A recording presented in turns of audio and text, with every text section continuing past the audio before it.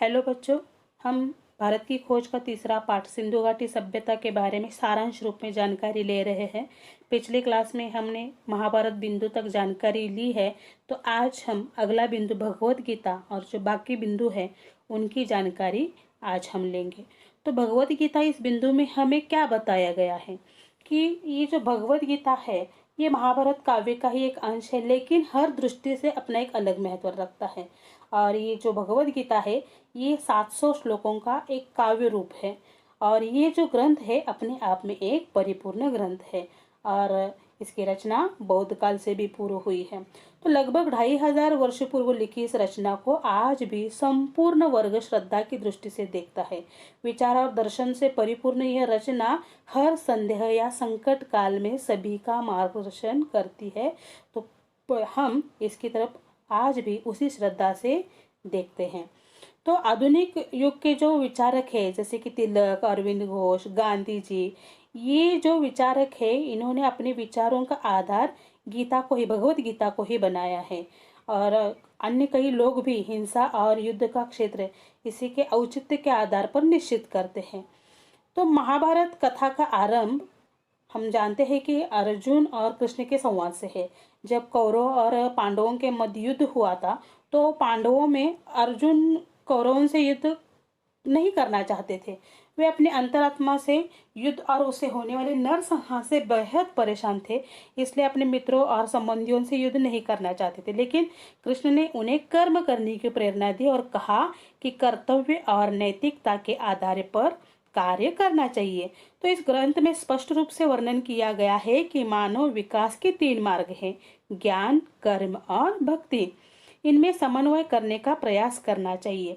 भक्ति के मार्ग पर अधिक बल दिया गया है और कर्म करने की प्रेरणा और अकर्मण्यता की निंदा की गई है। तो गीता का संदेश न तो सांप्रदायिक है, सांप्रदायिक का मतलब है कि किसी धर्म से संबंधित नहीं है, न व्यक्तिगत है और न ही किसी विशेष विचारधारा को संबोधित करता है। इसकी दृष्टि सार्वभौमिक अर्थात सभी के लिए समान है। इसी कारण यह सभी वर्गों और संप्रदायों के लिए मान्य है। इसमें कृष्ण ने अवतार स्वरूप में साफ कहा है कि सभी रास्ते मुझ तक आते हैं। भारतवासी कितनी बार परिवर्तन, विकास और रास की प्रक्रिया से गुजरे हैं, लेकिन हर बार गीता में ऐसी जीवंत चीज मिली है जो आध्यात्मिक और अन्य समस्याओं को सुलझाने में कारगर सिद्ध हुई है। तो बच्चों, यहाँ पर हमारा भगवत गीता ये बिंदु पूर्ण हो जाता है। हमारा अगला बिंदु है प्राचीन भारत में जीवन और कर्म। तो देखते हैं कि इस बिंदु में हमें नेहरू जी ने क्या बताया है। तो नेहरू जी ने प्राचीन भारत में जीवन और कर्म विषय के अंतर्गत इस विचार का विवेचन किया है कि पुरानी कथा और वर्णनों के आधार पर हमें कह सकते हैं कि भारत ने जब उन्नति की ओर अग्रसर होना शुरू किया तो कोई भी क्षेत्र इससे अछूता न रहा, सभी और भरपूर प्रगति हुई। मतलब जब भारत उन्नति कर रहा था, अग्रसर हो रहा था, तब ऐसा कोई क्षेत्र नहीं था कि जो भारत में वह क्षेत्र जो है उससे लोग पीछे है। सभी क्षेत्रों की जानकारी सभी लोगों की थी और सभी और भरपूर प्रगति हो रही थी, पूरी प्रगति देश में हो रही थी। तो गांव भी पूरी तरह आत्मनिर्भर थे। मुख्य उनका धंधा था कृषि।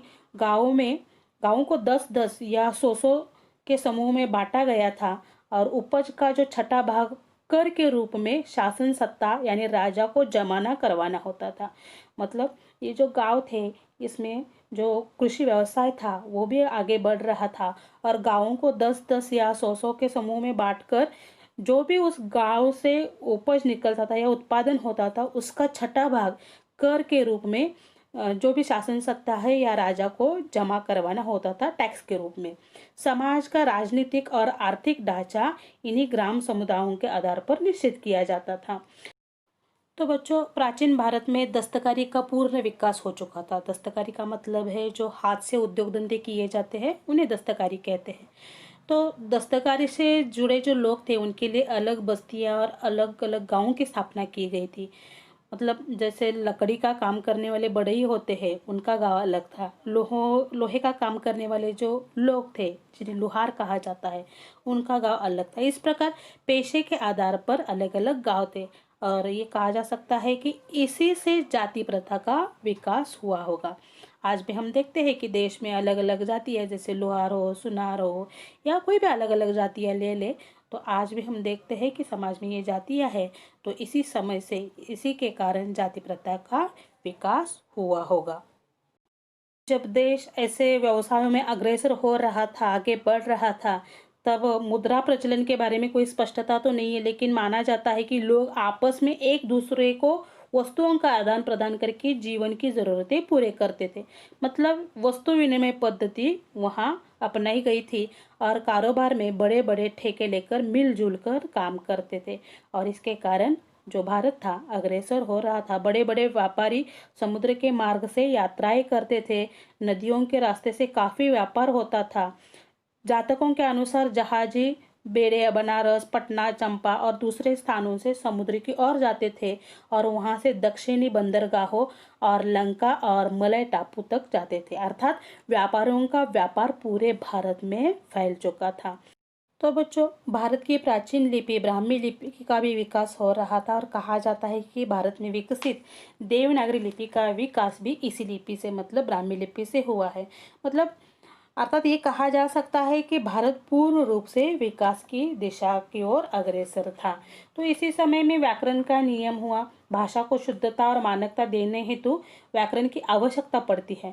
तो ईसा पूर्व 6वीं या 7वीं शताब्दी में पाणिनि ने संस्कृत भाषा में अपने प्रसिद्ध व्याकरण की रचना की। इसमें उन्होंने अपने से पूर्व रचित व्याकरणों का भी उल्लेख किया है, यानी व्याकरणों की रचना पाणिनि से पूर्व भी हो चुकी थी।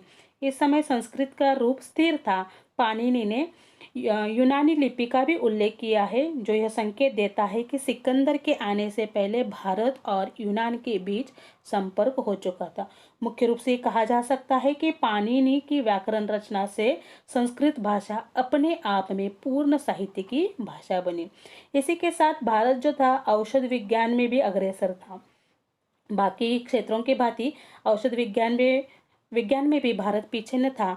औषध विज्ञान के जनक धन्वंतरि भारत के ही थे। इसके अलावा औषध विज्ञान पर लिखी चरक की पुस्तकें भी अपना महत्व रखती है, और शल्य चिकित्सा पर लिखी सुश्रुत की पुस्तकें, चरक की पुस्तकों में शल्य चिकित्सा, प्रसूति विज्ञान, स्नान, पथ्य, सफाई, बच्चों को खिलाने और चिकित्सा के बारे में शिक्षा को विषय बनाया गया है।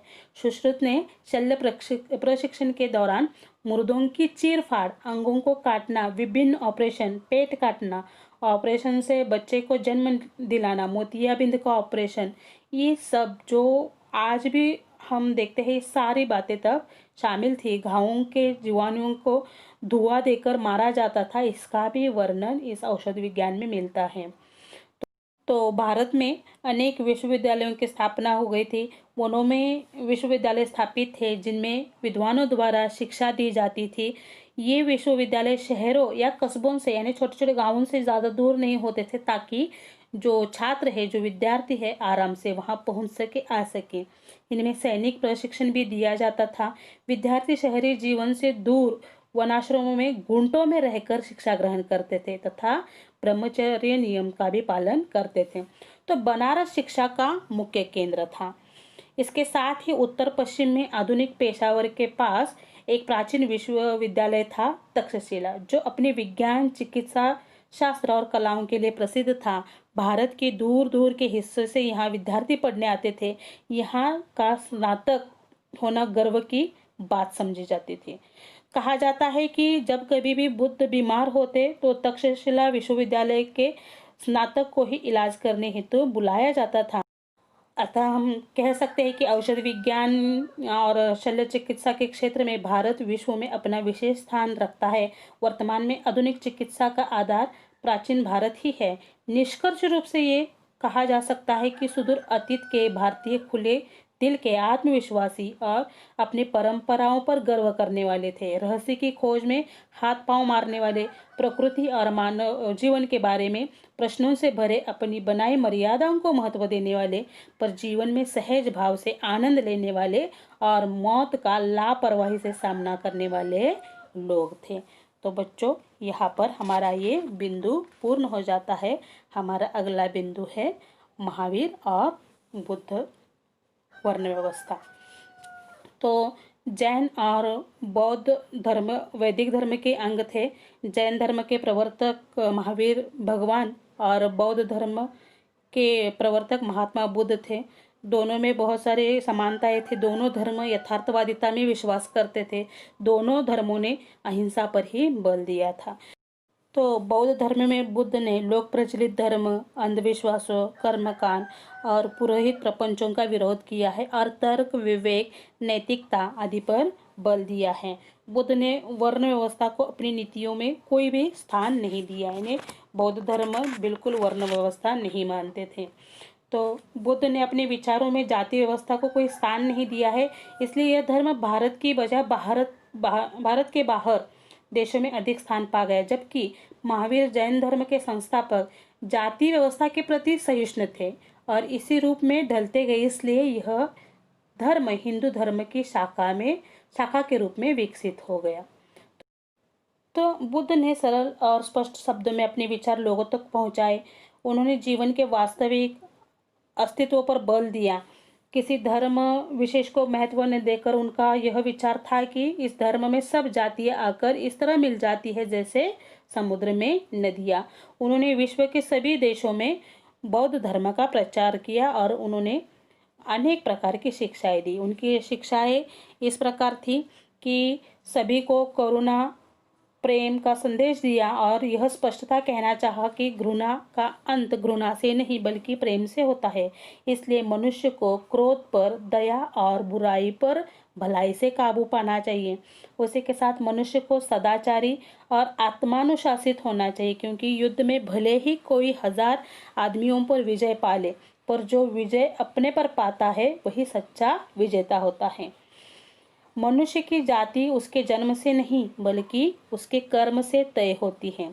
ईश्वर की सत्ता के बारे में उन्होंने कोई विचार न देकर लोगों को ये उपदेश दिया है कि अपने मन के भीतर सत्य की खोज करो।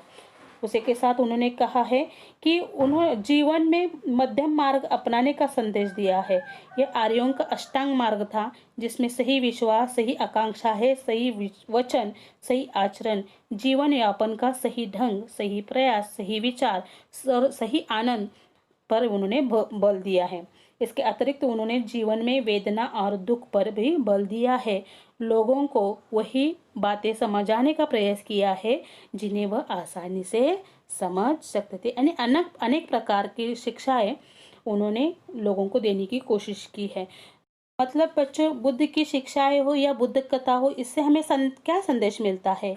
तो हमें यह संदेश मिलता है कि हमें संघर्ष से नहीं भागना चाहिए बल्कि शांत दृष्टि से उसका मुकाबला करना चाहिए और जीवन के नवीन अवसरों की ओर बढ़ना चाहिए। तो बच्चों, यहाँ पर हमारा बुद्ध कथा तक जो बिंदु थे वह पूर्ण हो जाते हैं। तो अगला बिंदु है चंद्रगुप्त और चाणक्य मौर्य साम्राज्य की स्थापना। तो चंद्रगुप्त और मौर्य ये दोनों मूल रूप से मगध के रहने वाले थे। चंद्रगुप्त मौर्य और उनके मित्र, मंत्री और सलाहकार चाणक्य को नंद साम्राज्य से, जिसकी राजधानी पाटलिपुत्र थी, निकाल दिया गया था और ये दोनों तक्षशिला चले गए। इनका संपर्क यूनानियों से हुआ जिन्हें वहां सिकंदर ने नियुक्त किया था। चंद्रगुप्त और चाणक्य ने लोगों के मन में राष्ट्रीयता की भावना जागृत कर लोगों को विदेशियों के विरुद्ध भड़काया और सेना संगठित कर यूनानियों पर आक्रमण कर उन्हें हराया। इस प्रकार उन्होंने तक्षशिला पर अधिकार कर लिया। सिकंदर की मृत्यु के 2 वर्ष में ही उसने पाटलिपुत्र तक अपना अधिकार कर लिया और मौर्य साम्राज्य की स्थापना की। और चाणक्य का दूसरा नाम ही कौटिल्य था और कौटिल्य ने अपनी अर्थशास्त्र रचना की थी और इसके लिए वे प्रसिद्ध थे। कौटिल्य ने अर्थशास्त्र में शासन के सिद्धांत, व्यवहार, चंद्रगुप्त की सेना, रक्षा और किलेबंदी के अतिरिक्त व्यापार और वाणिज्य, कानून और न्यायालय, नगर व्यवस्था, सामाजिक रीति रिवाज, विवाह और तलाक, स्त्रियों के अधिकार, कर और लगान, कृषि, खानों और कारखानों का चलाना, दस्तकारी, मंडियां, बागवानी, उद्योग धंधे, सिंचाई और जलमार्ग, जहाज और जहाजरनी, निगमें, जनगणना, मत्स्य उद्योग, कसाई खाने, पासपोर्ट और जेल सबको शामिल किया। इसमें विधवा विवाह को भी मान्यता दी गई और विशेष परिस्थितियों में तलाक को भी मान्यता दी गई थी। इस प्रकार कौटिल्य ने समाज का कोई भी ऐसा अंग न छोड़ा था जिसे अपने अर्थशास्त्र में स्थान दिया न। यानी हर एक हिस्से का, समाज के हर एक हिस्से का समावेश उन्होंने इस अर्थशास्त्र में किया था। उसी समय राज्य का एक नियम बना कि राजा को राज्याभिषेक के समय ये शपथ लेनी पड़ती थी कि वह प्रजा की सेवा करेगा, उसका सुख उसकी प्रजा के सुख में ही होगा, उसी कार्य को अच्छा समझेगा जो उसकी प्रजा को अच्छा लगे। यदि राजा उत्साही होगा तो ही प्रजा उत्साही होगी। सार्वजनिक काम राजा की मर्जी के बिल्कुल मोहताज नहीं होंगे, उसे स्वयं उनके लिए तैयार रहना चाहिए। यदि कोई राजा अनीति करता है तो उसकी प्रजा को अधिकार है कि उसे हटाकर किसी दूसरे को उसकी जगह बैठा दे।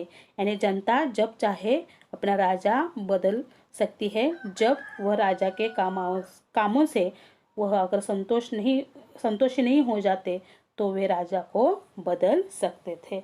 तो बच्चों, यहाँ पर हमारा ये बिंदु पूर्ण हो जाता है। हमारा अगला बिंदु है अशोक। तो देखते हैं कि अशोक इस बिंदु में हमें क्या बताया गया है।